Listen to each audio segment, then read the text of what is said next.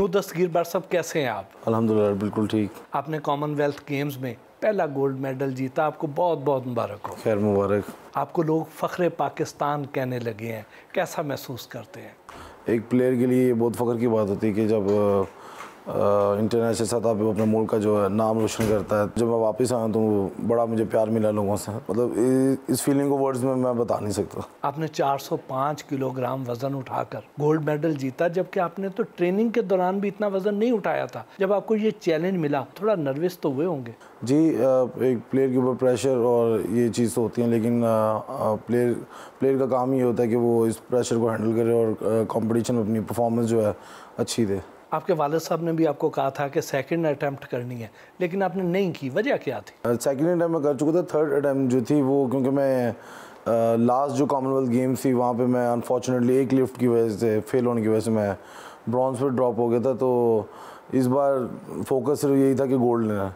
तो मैं जब सेकंड लिफ्ट पे जो था विन कर गया था, तो वो फिर उस टाइम जो था थोड़ा इमोशनली वो सब हो गया था कि विन कर गया, तो वो फिर इसलिए मैं थर्ड अटैम्प्ट के लिए जो है नहीं गया था। नो, आपको देखकर ऐसा लगता है कि आप जब बच्चे थे तो शरारत करके छुप जाया करते होंगे और किसी को पता भी नहीं चलता होगा, क्या ऐसे ही? नहीं, मैं शरारत करके बाबा से मार खाता था। जी, वाकई बहुत ज़्यादा शरारती रहा हूँ। किस किस्म की शरारतें करते थे? मतलब जो जिस चीज़ से मना करते थे वही चीज़ करता था। मतलब कोई कहेंगे ये काम नहीं करना तो वो काम लाजमी करके देखता था कि होता क्या है। आपने 12 वर्ष की उम्र से वेट लिफ्टिंग शुरू की, तो क्या ये आपकी अपनी ख्वाहिश थी या बाबा की वजह से आप इस शोबे में आए? मेरे वालिद साहब खुद इंटरनेशनल वेट लिफ्टर रहे हैं, तो वो उनको इस तरह फैसिलिटीज़ नहीं मिली वो मतलब वर्ल्ड लेवल पे मतलब पहुंच सकें, लेकिन एशियन लेवल तक वो पहुंचे अपने तौर पे। तो उनकी ख्वाहिश थी कि हम जो है ओलंपिक में मतलब पाकिस्तान के लिए जो है मेडल लेकर आएँ। तो ये कॉमनवेल्थ एक पहला स्टेप था हमारे लिए, तो अल्हम्दुलिल्लाह हमने इसको पार कर लिया। अगला जो है हमारा स्टेप है वो एशियन गेम्स का, तो इंशाल्लाह ताला उम्मीद है कि जो वालिद साहब का ख्वाब है इंशाल्लाह ताला पूरा करेंगे। आपने एथलीट बनने के मुश्किल गोल के साथ साथ पढ़ाई कैसे मुकम्मल की?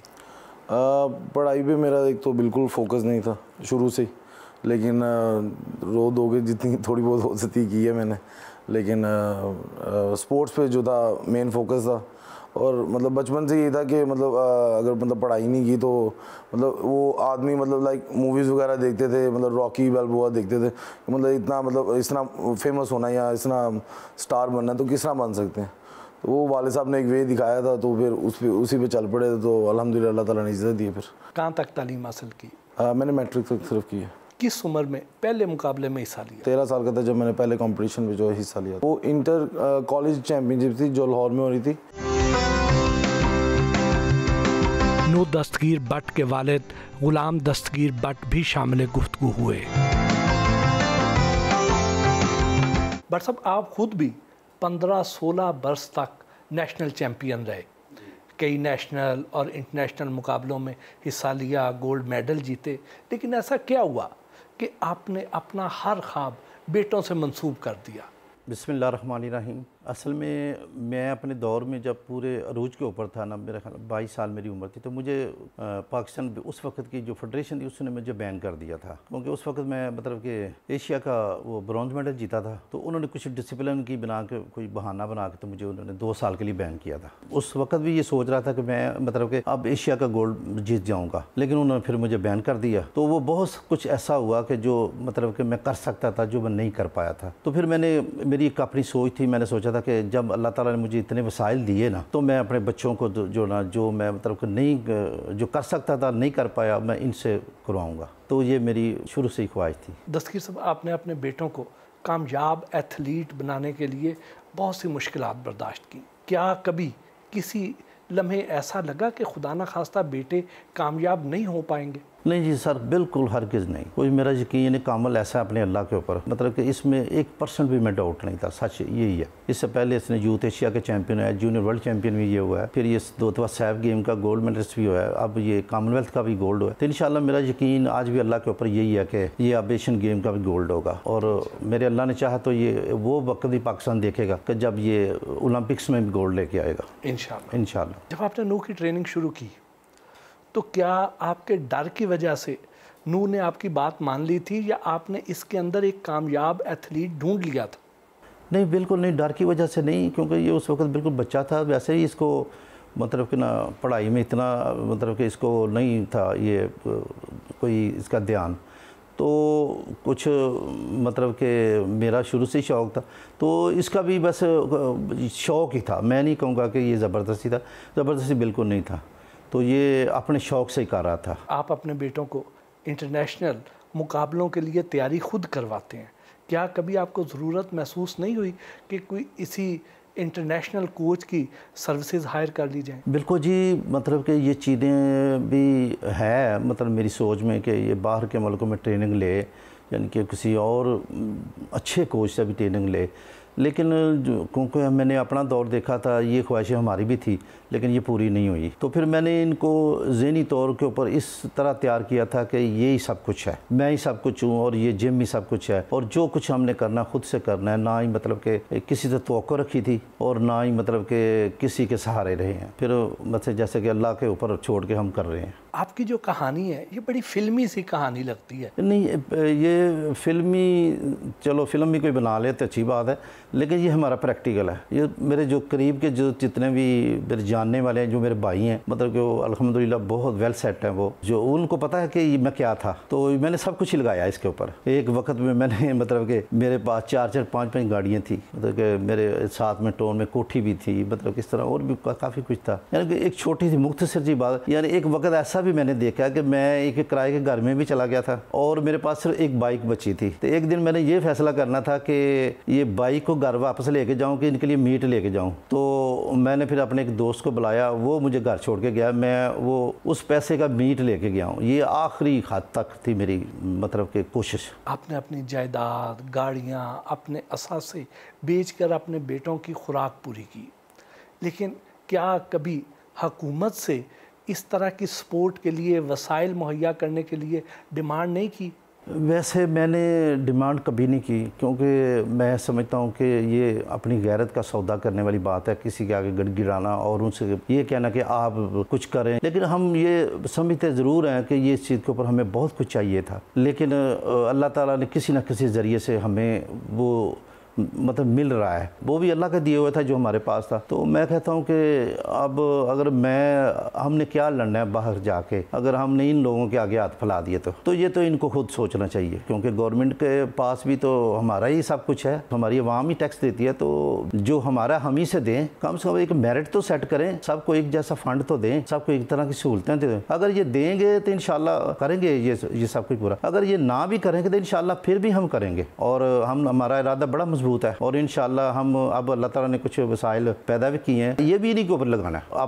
अपना मिशन है वो ज़रूर इंशाल्लाह कंप्लीट करना है। हाँ, एक ज़रूर मैं एक बात कहना चाहूँगा, क्योंकि वो कहते हैं ना किसी के एहसान को अपना हक नहीं समझना चाहिए। इस वक्त जो हमारे डीजी हैं पाकिस्तान स्पोर्ट्स बोर्ड के, आसिफ जुमान साहब, उन्होंने मतलब इसको अपने बच्चों की तरह ट्रीट किया है। मतलब इसको बोला कि अब तुम्हें जो वेट चाहिए या तुम्हें जो भी कमिटमेंट चाहिए, जिस तरह की कुछ चीज़ें चाहिए वो मुझे बताओ, तुम्हें हम बाहर भी भेजेंगे ट्रेनिंग के लिए। तो उन्होंने ये मतलब कि और उन्होंने मतलब करके भी दिखाया, तो मैं उनका बड़ा शुक्रगुजार हूँ। नूह को जब 405 किलोग्राम वेट लिफ्टिंग का चैलेंज मिला, तो क्या उस वक्त आपको ये यकीन था कि ये चैलेंज पूरा कर पाएंगे और गोल्ड मेडल ही लाएंगे? बिल्कुल जी, जो लास्ट मंथ हमारा चल रहा था ना, तो उसमें ये मैं जान चुका था कि इसने इस दफ़ा गोल्ड जीत लेना, क्योंकि वो ट्रेनिंग में हम वो लिफ्टें मतलब कर ली थी जो न्यूजीलैंड से ज़्यादा थी। ये हमें इसके ऊपर पता था कि ये इंशाल्लाह इस दफ़ा ये जीत लेगा। अब चूँकि नूह गोल्ड मेडल ले आए हैं और कई जानी मानी शख्सियात ने इनामी रकम का ऐलान भी किया है, तो उनमें से कितने लोगों ने वादे पूरे किए हैं? अभी तक तो सिर्फ पाकिस्तान स्पोर्ट्स बोर्ड है, प्राइम मिनिस्टर साहब ने, हमारे जो गुजरात के कोर कमांडर साहब हैं आमिर अब्बासी साहब, उन्होंने मतलब कि इसको 10 लाख रुपया इनाम दिया है। उनकी जो हमें हौसला अफजाई मिली है ना, वो उससे हमें बड़ी तसल्ली हुई है। उन्होंने कहा कि हमारा जिस दिन ये मुकाबला हो रहा था, हम सारा पूरा स्टाफ देख रहे थे, तो उन्होंने मुझे बताया कि हमारी कौम के साथ पूरी दुनिया में बुलंद कर दिया। वो बहुत खुश थे। हंजला छोटा है, उसका फ्रैक्चर था, उन्होंने कहा कि हम इसका इलाज भी खुद कराएंगे CMH में, और भी उन्होंने कहा कि गुजरात कैंट में क्लब भी इनके लिए हम सेट करेंगे। तो उन्होंने मतलब कि एक बड़ा अच्छा अप्रिशिएट किया। नूह, जब आप वो वेट उठाने लगे थे, उस वक्त क्या फीलिंग्स थी? क्या आपको यकीन था उठा पाएंगे? जब लास्ट जो सेकेंड अटेम्प्ट थी 232 kg, उस पर एक तो मुझे ये यकीन हो गया हुआ था कि आज मतलब मेरी बॉडी इस तरह चल रही थी और मतलब मैं जिस लिफ्ट को मतलब उठा रहा था वो मतलब बहुत इजीली मतलब मैं उसे कर पा रहा था। तो अल्हम्दुलिल्लाह मुझे इस बात का यकीन था कि मतलब ये लिफ्ट मतलब फेल नहीं होगी, मैं इसे बहुत इजीली कर जाऊंगा। तो बस फोकस अपना पूरा कर रहा था क्योंकि क्राउड बहुत ज़्यादा था वहाँ पे। तो वो क्राउड को मतलब वो आपको मतलब आवाज़ें लगा रहे थे, बोल रहे थे, अलग अलग कंट्रीज़ के थे, तो वो मतलब आपको डिस्ट्रैक्ट करने की कोशिश करते हैं। तो मैं जब भी आप देखा होगा कि जब मैं जाता था तो मैं इस तरह करता था एक बार कि अब खामोश हो जाए, मैं लिफ्ट करने लगा।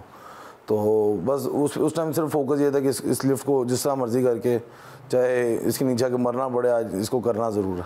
ठीक है, मैं 6-7 साल लगे इस टाइटल को विन करने के लिए। वो लम्हात तो बहुत खूबसूरत है और इनको मेरा नहीं ख्याल के लफ्ज़ों में बताया जा सकता कि जब आपका कौमी तराना एक किसी और मुल्क में और मतलब सबसे टॉप पर आपका फ्लैग हो और आप मतलब खड़े हो पोडियम में और पूरी दुनिया मतलब आपके नेशनल एंथम के लिए खड़ी हो। बट साहब, जब ये उस वक्त वज़न उठाने लगे थे तो आपने इनको क्या पैगाम दिया था कि आज ये वेट उठाना है, चाहे इस वेट के नीचे आके मर जाए? क्या कोई बाप ऐसा कह सकता है? बिल्कुल जी, मैं आपके सामने कह रहा हूँ। मैं यानी कि ये जो इसने तीसरी लिफ्ट स्नैच की लगाई है ना, तो उसी वक्त मैंने इसको मतलब कि काल के ऊपर लिया है। मैंने कहा कि आज यानी कि न्यूजीलैंड वाले को तुमसे कोई नहीं बचा सकता और मुझे पक्का यकीन है कि आज अल्लाह ताला ने तुम्हें कामयाबी देनी है। तो आज जान लड़ा दो, अगर इसके नीचे आके मरना भी पड़ गया, मर जाना, लेकिन इसको आज इसको जीत के छोड़ना। तो मैं तो वैसे ऐसा ही हूँ, अल्लाह जाने आप लोगों का नहीं मुझे पता।